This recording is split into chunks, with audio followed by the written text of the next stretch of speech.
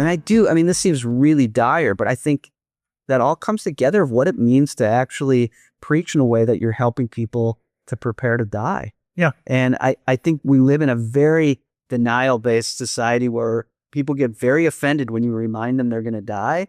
And I think historically the Christian preachers preached as a way of preparing you for the long road of preparing to die a Christian death. I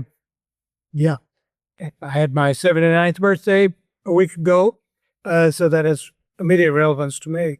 But and there are those moments when I think just the church saying, T.S. Eliot had a quote about why should people love the church, and said, because she talks about sin and death and other matters we'd rather avoid. Well, that death awareness, we are terminal for any of our achievements. It is, which would say, let me ask you though,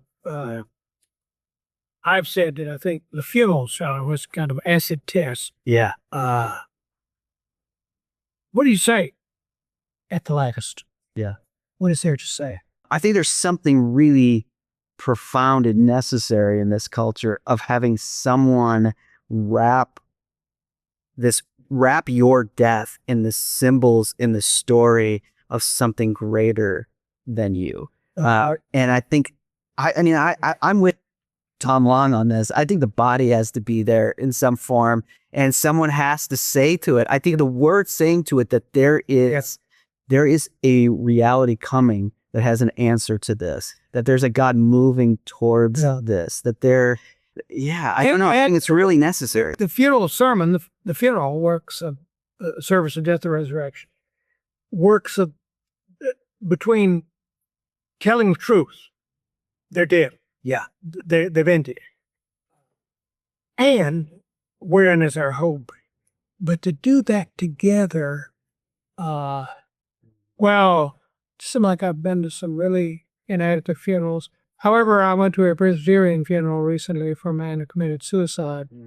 And I was just in awe of the way those pastors found an ability to acknowledge a sad, ugly tragedy has happened today.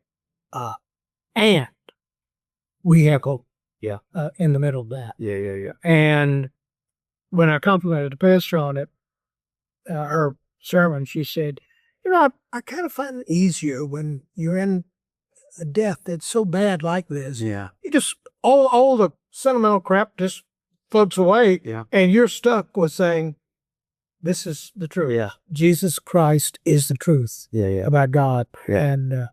And I find from talking to pastors, they feel like their most important sermons are the funeral sermons. I've noticed that too. I've used to, as bishop, would interview pastors retiring and ask them what were they most proud of. And they often mentioned horrible deaths. Yeah. Where they were the ones that their people in utter helplessness turned to and said, preacher, have you got a word? Yeah. Is there something to be said? And they stood up and said something. Yeah. And to me, that's probably a through line of my work, is where the buffer opens up, even in this late modern time, in these experiences of suffering and loss.